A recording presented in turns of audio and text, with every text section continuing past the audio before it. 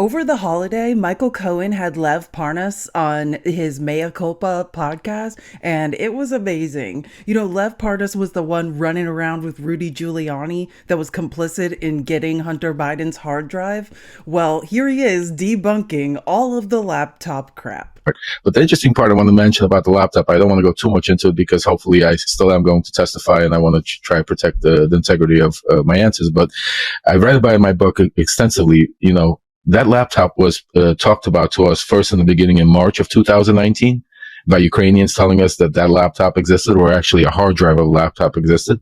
And then it was officially confirmed to us by somebody that works very closely with Rudy and also was involved in getting Hunter Biden his job with Burisma, that validated that there was a laptop that Hunter Biden had that was taken by the FSB. And nobody knows. We definitely know there was a copy made, but we don't know if it was, messed with, if there was things put on, deleted.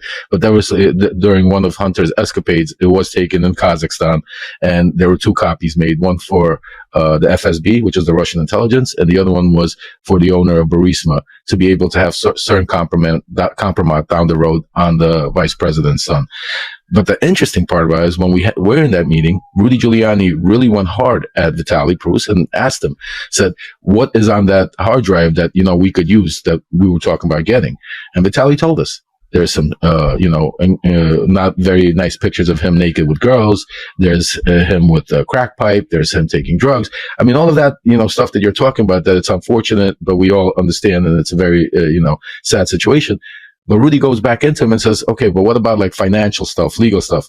And the response was, no, there was no really criminality. So when we were supposed to get that day when I got arrested, when I was going to Vienna to actually retrieve the hard drive that was supposed to be handed to us, it was supposed to only contain, very, pictures, videos of him doing drugs and sexual stuff. There was never any mention about any, emails about criminality and transfers, because that's what we were looking for. If it was there, believe me, that's what would have been spoken about, not some pictures of him doing drugs.